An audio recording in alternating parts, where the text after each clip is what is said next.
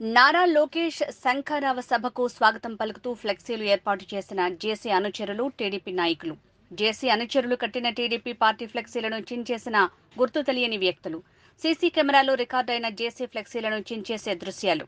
ఆందోళనకు సన్నద్దమవుతోన్న జేసీ అనుచరులు, టీడీపీ శ్రేణులు. సీసీ ఫుటేజ్ ఆధారంగా టీడీపీ ఫ్లెక్సీలను చించేసిన వారిపై చర్యలు తీసుకోవాలంటున్న జేసీ అనుచరులు.